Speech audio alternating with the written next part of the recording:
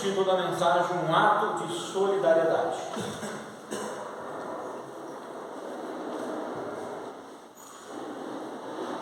Alguém pode ler em voz alta só o versículo 10, por favor? Porque convinha que aquele por cuja causa por quem todas as coisas existem, conduzindo muitos filhos à glória e à perfeição, por meio do sofrimento, o autor da salvação deles. Ok, quem é o autor da salvação? Jesus Cristo. E o versículo diz: ao conduzir muitos filhos à glorificação. Então já foi decretada a nossa glorificação. Jesus já decretou, a gente não tem ainda. Ninguém aqui é glorificado, foi glorificado. Todo mundo ainda tem a natureza pecaminosa dentro de si, no pé. Mas já foi decretado. Então, ao conduzir muitos filhos à glorificação, como ele já fez, ele já nos conduziu a isso. Um dia teremos a glorificação completa em nossas vidas. Convinha que Deus, por causa de quem e por intermédio de quem tudo veio existir, ou seja, tudo veio a existir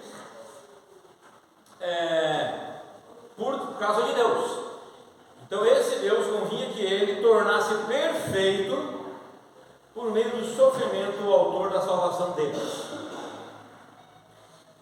Então, por meio de Deus, através de Deus, o Deus que fez tudo, que criou tudo, tornou o autor nosso da salvação, o autor da nossa salvação, Jesus Cristo, perfeito por meio do quê? Oi? Do sofrimento. Que coisa, né? Ser aperfeiçoado através do sofrimento. E o autor da nossa salvação, então sofreu, foi perfeito, nos dando a salvação. Isso é um ato de solidariedade. Em momentos de dificuldades reais, o ato de solidariedade é muito importante. Porque em momentos de dificuldades, há pessoas necessitando de amparo, de apoio, de ajuda, de consolo e de conforto. Nós podemos ver em tragédias, as pessoas necessitando de ajuda, lá no Texas, há pouco tempo atrás, em guerras como na Ucrânia,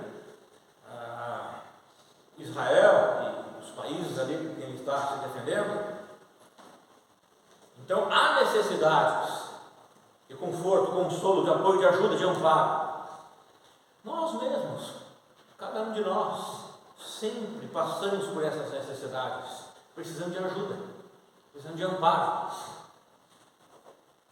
E como crentes nós devemos ser solidários, porque esta é uma característica do Senhor Jesus e nós devemos imitá-la. Eu já comecei com o versículo 10 mostrando a solidariedade de Jesus, e sendo aperfeiçoado na carne como homem, porque Jesus já era perfeito como Deus. Ok? Ou seja, ele foi provado, foi tentado em tudo que nós somos também, ele nunca pecou. Nós pecamos. Eu sempre tenho lembrado que em meus tempos de dificuldades, Deus sempre tem providenciado alguém para agir com solidariedade. Ele nunca tem deixado sozinho. O Senhor Jesus agiu assim, com solidariedade para com a humanidade, para comigo e para com você. Nós andávamos em dificuldade, nós éramos escravos do pecado, nós éramos perdidos, sem rumo, apavorados e sem esperança. E o Senhor Jesus foi solidário com o nosso sofrimento. Ele foi atrás de cada um de nós e nos tirou do fundo do poço lamacento, onde cada um de nós se encontrava. O Salmo 40, no 3, diz assim: coloquei toda a minha esperança no Senhor. Ele se inclinou para mim e ouviu o meu grito de socorro. Ele me tirou de um poço de destruição, de um atoleiro de lama. Pôs os meus pés sobre uma rocha e firmou-me num local seguro. Pôs um novo cântico na minha boca, um novo hino de louvor ao nosso Deus. Muitos verão isso e temerão e confiarão no Senhor. Então o salmista, se não me engano aqui é Davi, ele até termina dizendo que esse socorro que o Senhor presta a nós, no nosso grito de pedido de ajuda, o Senhor vem e nos ajuda, nos socorre, quando Ele é verdadeiro. E isso é um testemunho para as pessoas ao nosso redor. Um testemunho, muitas vezes, sem palavra, sem precisar falar algo. É um testemunho de vida, é um testemunho prático, não é só um discurso. O Senhor Jesus nos salvou da condenação eterna, nos perdoou, nos consolou, nos deu uma nova vida, um novo prazer, porque tínhamos prazer nas coisas deste mundo, da carne. Ele nos deu novos prazeres, e é isso que o mundo ele não consegue entender, porque os prazeres são bons, se não fossem bons nós não praticávamos, né? Só que daí o mundo pensa, mas como pode? Agora vocês, isso aí que vocês estão fazendo, você é uma seita que faz você, né, se sacrificar e não ter prazer na vida. Eles não sabem os prazeres que o Espírito Santo derrama sobre nossos corações, sobre nossas vidas. Eles não conhecem isso e não tem nem como explicar. Eles não têm o Espírito Santo. É algo sobrenatural, né? Ele nos deu um novo objetivo, uma nova visão de vida. Ele nos deu esperança, curou nossas feridas e nos fez novas pessoas. Ele foi solidário a nós.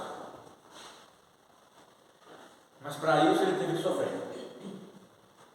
Conforme o versículo 10, Deus está conduzindo por intermédio de Jesus seus filhos à glorificação.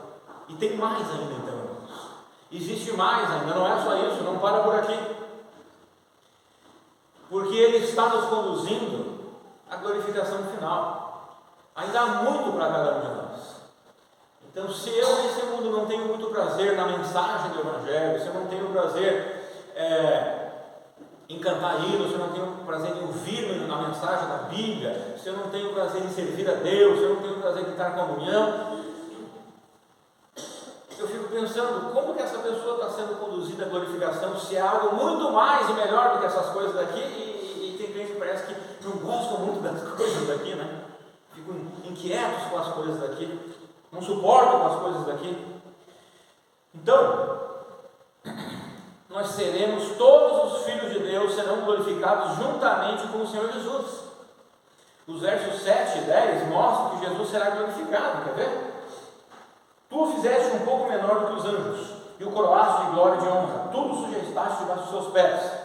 Agora o 9. Vemos, todavia, aquele que por um pouco foi feito menor do que os anjos, Jesus coroado de honra e de glória, por ter sofrido a morte, para que pela graça de Deus, em favor de todos, experimentasse a morte.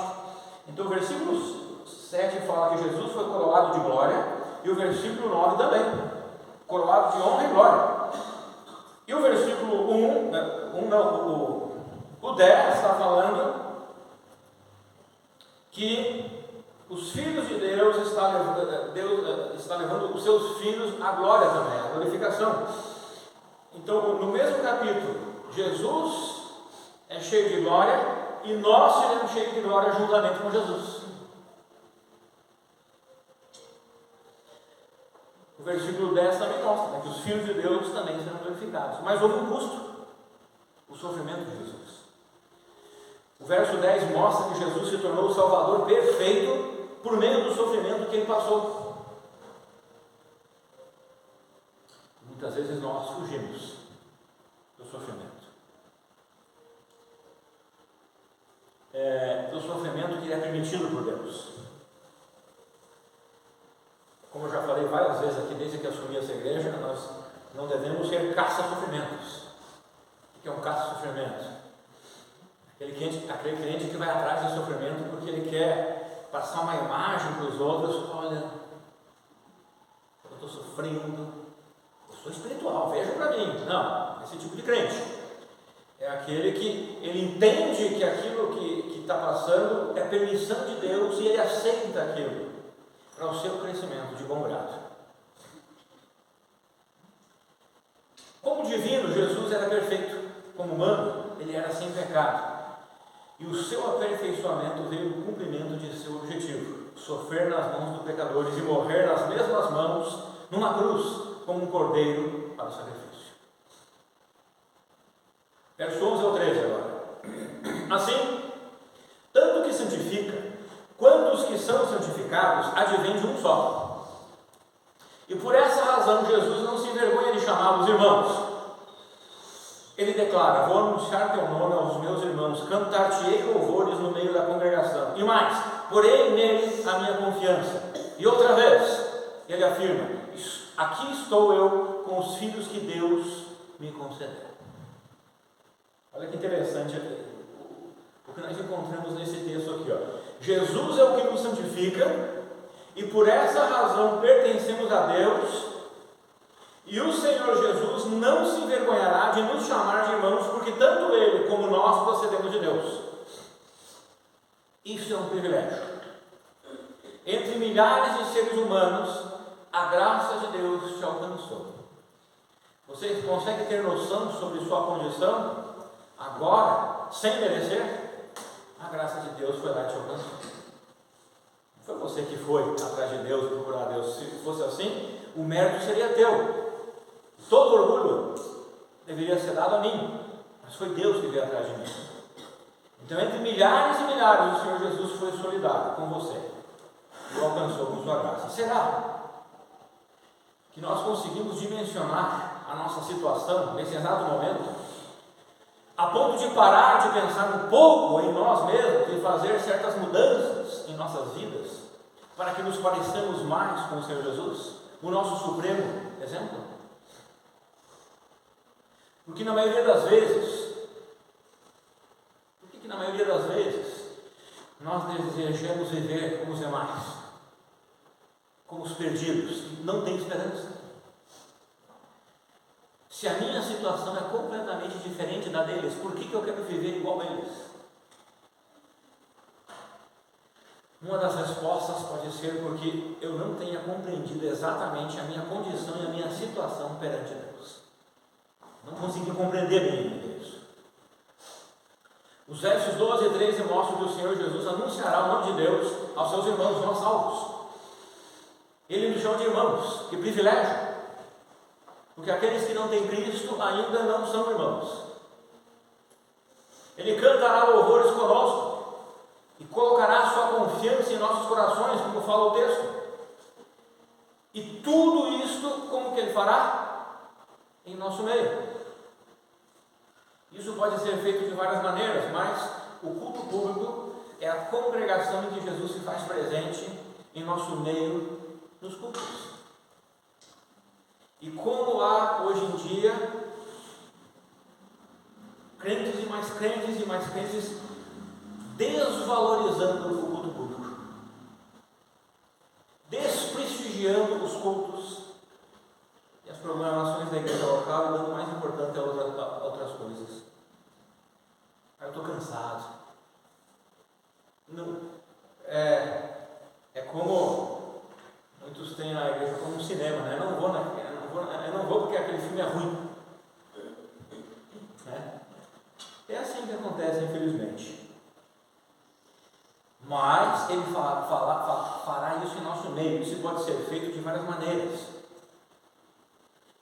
Um é o culto público, que é a congregação em que Jesus se faz presente em nosso meio. E é muito triste quando há crentes não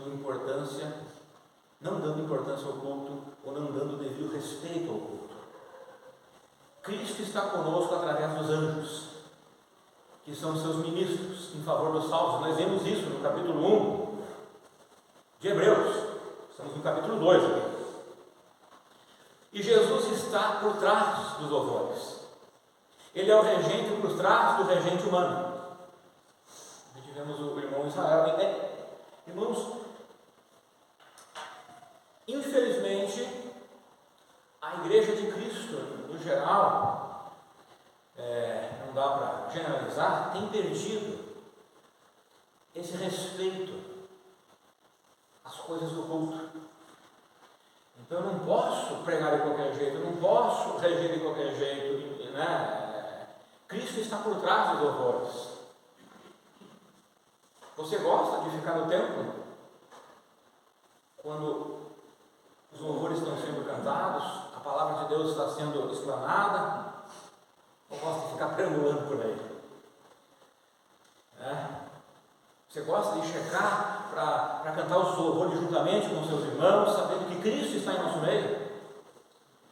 Ele está atrás, através do Espírito Santo, ele está atrás do pregador, do regente, de tudo que acontece no culto. Ele está atrás da palavra, ele é o principal pregador, atrás do pregador humano. Precisamos ter noção dessa importância para pararmos de agir em nosso egoísmo, igual aos incrédulos ou igual a um crente fraco espiritualmente. Porque o culto público é diferente de um show, né? Ele deve ser ordenado e Cristo está por trás dele. Vamos assistir um vídeo agora, que eu acho muito interessante. Antes de... eu posso apagar. Esse vídeo aqui é o seguinte, antes de o Daniel colocar. Eu não sei se esse vídeo é verdadeiro, se aconteceu mesmo ou se foi uma montagem, mas não interessa, sabe por quê? Porque a mensagem que o vídeo quer transmitir é muito propícia para os nossos dias. Por favor, Daniel. Você aceita a senhora Tânia Cristina Costa como sua futura esposa para todo sempre? Não. Brincadeira, sim. Casamento cancelado. Como é que é? Não aceita, casamento está cancelado, tá? Não, pessoal, brincadeira. Como brincadeira? Não, eu sei. Você acha que o cartório é um lugar de brincadeira? Você na frente de um juiz, você na frente de uma autoridade. Você acha que aquele lugar de brincadeira? O casamento está cancelado, tá? Caso você resolver uma futura data, vocês marcam outra data, tá? Então, pode falar isso. Vamos fazer de novo, senhor, não respeito. O casamento está cancelado, tá?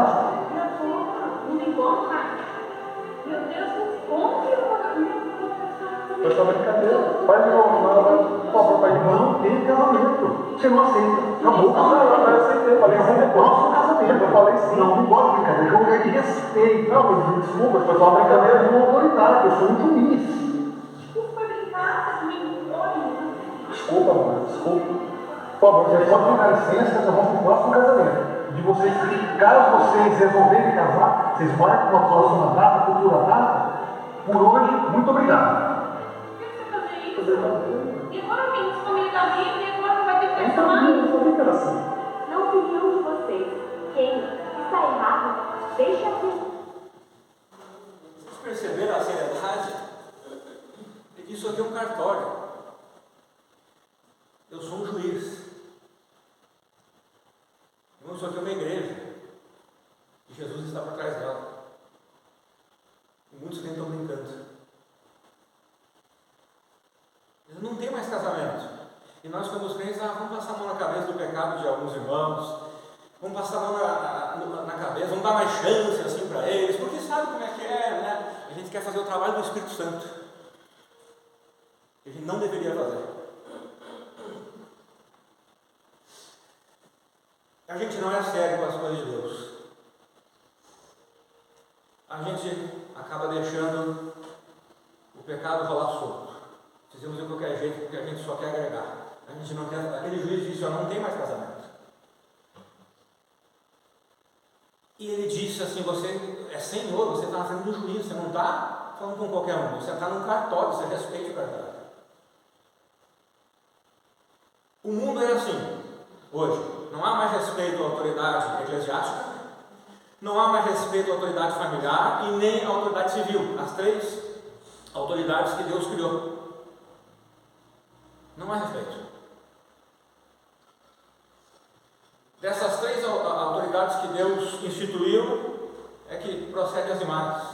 E lá não há. Eu conversando com os adolescentes, esses dias, eles contando que não tem respeito lá.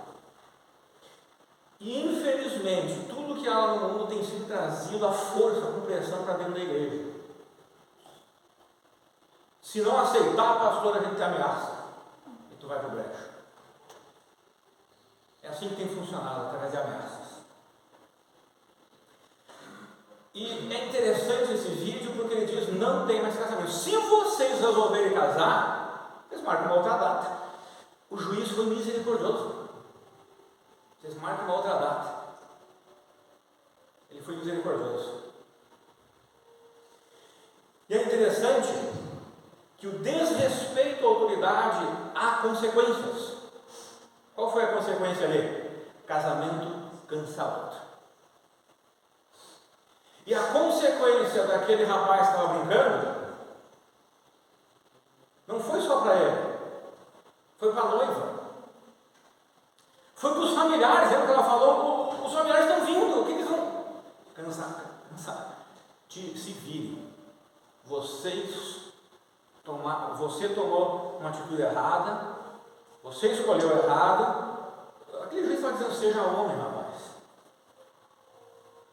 Você está brincando com a autoridade. Naquele vídeo, a consequência já veio. E veio de Deus. A consequência. Por que veio de Deus? Porque aquele juiz é uma autoridade por Deus. E aquele juiz disse: não tem mais casamento. Irmãos, infelizmente isso tem invadido as igrejas. E assim, muitas provações e dificuldades que nós passamos é porque Deus permite para nós crescermos, mas não todas. A maioria é porque nós estamos desrespeitando aquilo que Deus ensina a respeitar. Muitas famílias destruídas, muita gente em pecado, muita carnalidade, porque a gente tem desrespeitado aquilo que Deus diz, porque a gente tem obedecido o que o mundo ensina.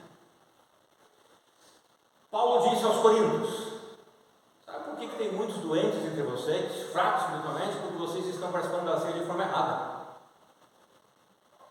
É por isso. Sabe o que Jesus disse aos fariseus? Não adianta vocês ficarem dando dízimo dos mínimos detalhes, vocês têm que fazer isso primeiro, depois aquilo. Deixa os dízimos de lado, primeiro faz isso, depois dá os dízimos. Vocês não conseguem nem fazer o básico, vocês não conseguem nem fazer o mais importante. E ficam dando dízimo das coisas pequenas, pensando que estão agradando a Deus. Então esse vídeo aí, ele é uma realidade muito grande. Onde vai parar a Igreja de Cristo? Se nós não levarmos a sério as coisas de Cristo. Você viu que aquele rapaz disse? Vou chamar rapaz porque não é um homem, né? O homem não faz isso. Eu vi outros vídeos do rapaz empurrando a noiva dentro da piscina, coisa ridícula, feia, fazendo isso. Mas esse rapaz disse: era só brincadeira. É o que um monte de crentes tem feito hoje em dia. É só brincadeira que eu estou fazendo lá na igreja, é só brincadeira, eu estou olhando pornografia, é só brincadeira, eu sou preguiçoso com as coisas do Senhor, é só brincadeira, no final das contas vai dar tudo certo, no final das contas, Deus é misericordioso, mas não é bobo. E a gente tem visto resultados e mais resultados na vida de crentes e na vida de famílias, por não estarem mais levando a igreja como uma autoridade séria e máxima. Infelizmente, muitos crentes não têm mais tido respeito pela igreja e pelo culto como esse juiz reclama, com a brincadeira do jovem rapaz. Spurgeon escreveu o seguinte: deliciosas são as ocasiões em que Jesus comunga com nossos corações a respeito da verdade divina. O louvor alegre é o resultado certo. Calvino acrescentou: este ensinamento é o mais forte encorajamento para que tenhamos ainda mais fervor no louvor a Deus, quando ouvimos que Cristo lidera nosso louvor e é o maestro principal de nossos hinos. Thomas Manton se expressou da seguinte forma: nosso amor próprio pode nos levar a orar, mas nosso amor a Deus nos incita a orar. E Andrew Woods: muitos daqueles que lutam nesse sistema centrado em obras acabam servindo a Deus por medo, a fim de produzir frutos suficientes para provar que são realmente cristãos, em vez de servir a Deus por motivos de adoração e gratidão. Então, versículos 14 a 17 diz assim: portanto, visto que os filhos compartilham de carne e sangue, ele também participou dessa mesma condição humana, para que pela morte destruísse aquele que tem o poder da morte, a saber, o diabo. O diabo tem o poder da morte. E livrasse todos os que ao longo de toda a vida estiveram escravizados pelo medo da morte. Pois é evidente que ele não auxilia os anjos, mas sim a descendência de Abraão.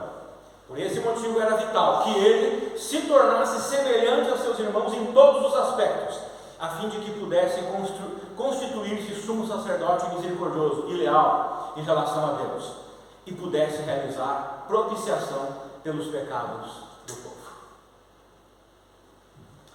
Os filhos de Deus compartilham das limitações do ser humano. E o Senhor Jesus participou dessas limitações quando ele nasceu da Virgem Maria, que hoje não é mais virgem, né? Participação, a palavra participação no original significa comunhão, companheirismo, parceria. Jesus nunca foi, por natureza, carne e sangue. Ele sempre foi divino. Mas voluntariamente adotou a natureza humana. Porém sem pecado, para poder prover redenção aos seres humanos.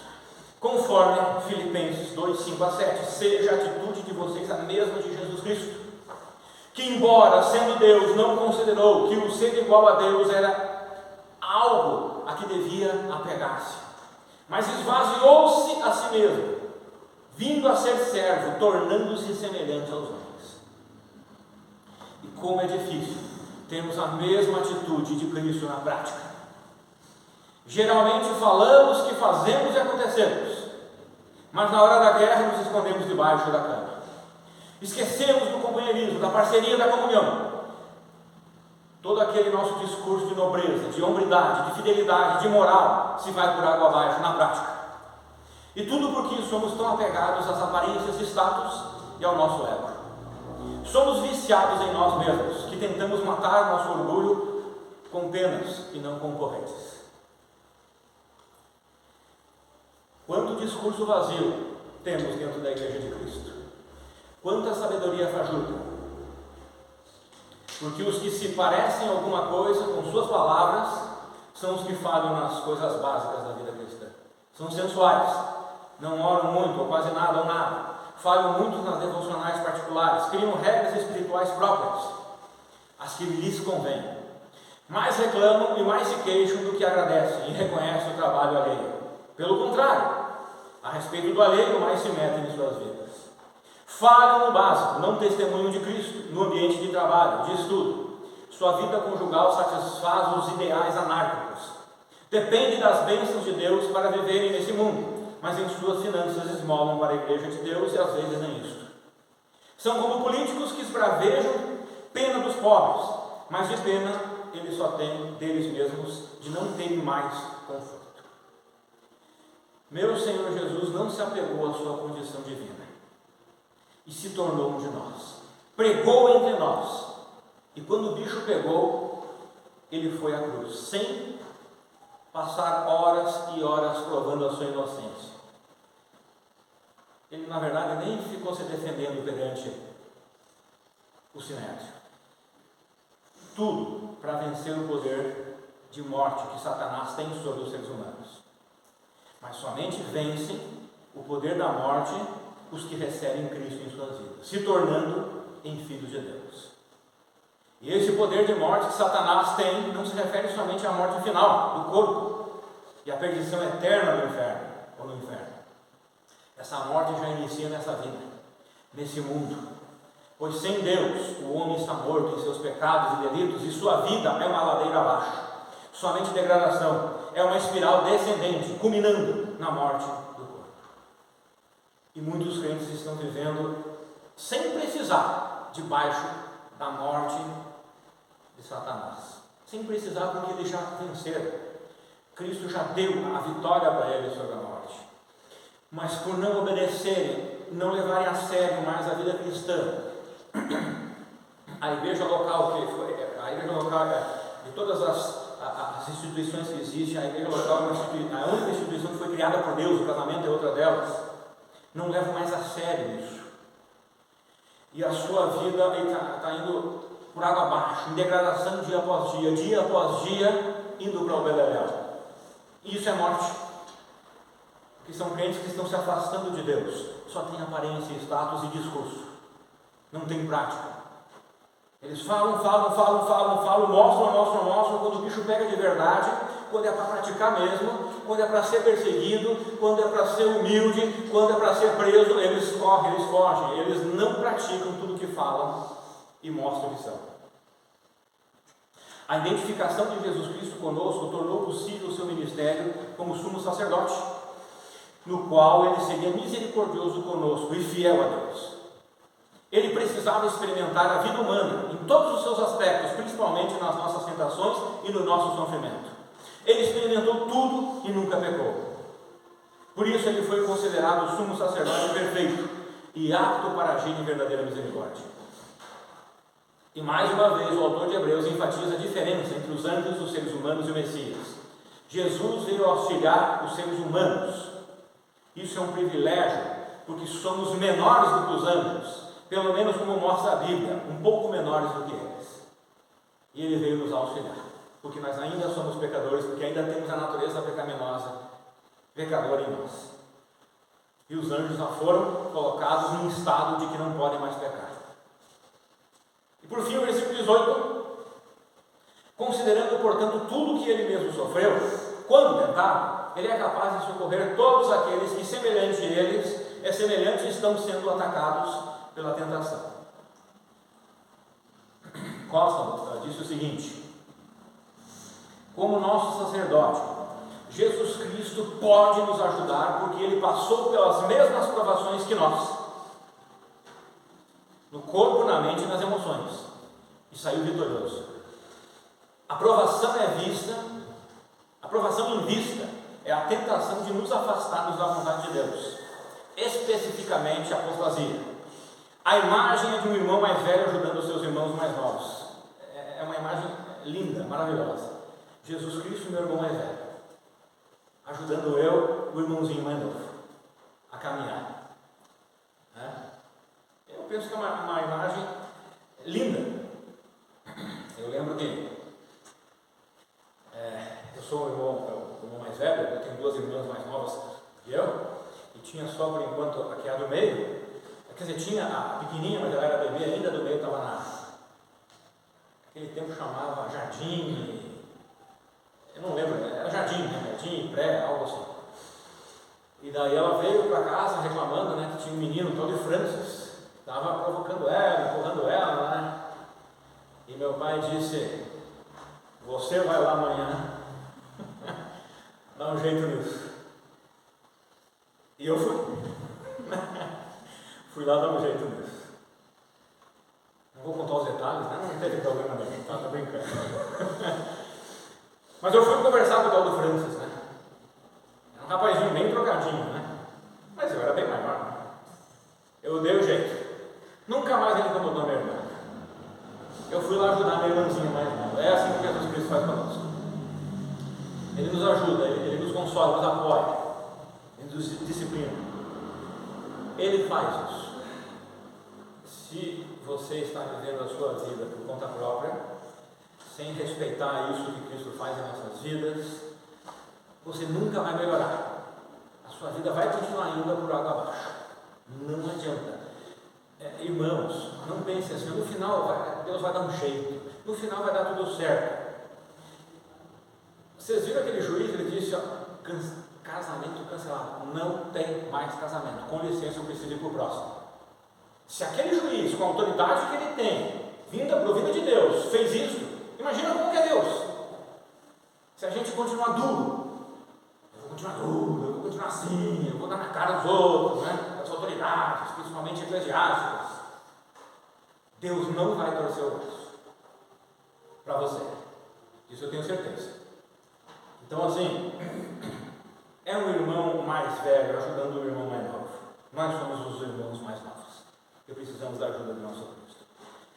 Alguém disse que a ponte que sofre o maior estresse não é aquela que desaba sobre a primeira carga de tráfego, mas aquela que suporta o mesmo tráfego manhã e noite, ano após ano. O nosso Senhor Jesus é a ponte que recebeu mais estresse e foi aprovada, porque não desabou. Podemos confiar plenamente nele. Ele não desabou, ele não pecou, é isso que eu quero dizer. Ele recebeu todo o estresse, ele recebeu toda a pressão, ele recebeu toda a perseguição e ele não desabou, ele não pecou. Então eu e você aguentamos, conseguimos. Porque ele é a nossa ponte. Constantino comentou que a tentação em vista pela qual somos atacados era se afastar de Deus. Por que ele fala isso nesse caso? Porque o livro de Hebreus foi escrito com o objetivo de ajudar os judeus cristãos a não se afastarem de Deus diante das grandes dificuldades por causa da perseguição que eles estavam sofrendo. Lembra na pregação passada que eu falei lá em Hebreus 6, do 1 ao 3? Que os cristãos hebreus, judeus, eles estavam querendo voltar ao judaísmo porque eles estavam sofrendo por serem cristãos. Então eles pensaram, vamos voltar ao judaísmo porque daí a gente não vai sofrer. Olha, a gente é cristão e os nossos conterrâneos não nos dão emprego, a gente tem que sair de casa, a gente tem que fugir, a gente está sofrendo, está muito difícil para nós e a nossa família, vamos voltar. Isso deve valer para cada um de nós também. Lembremos de todo o estresse que nosso Senhor Jesus suportou e não desabou, mas venceu. Então nós venceremos com Ele. Sabe por quê? Porque Ele foi solidário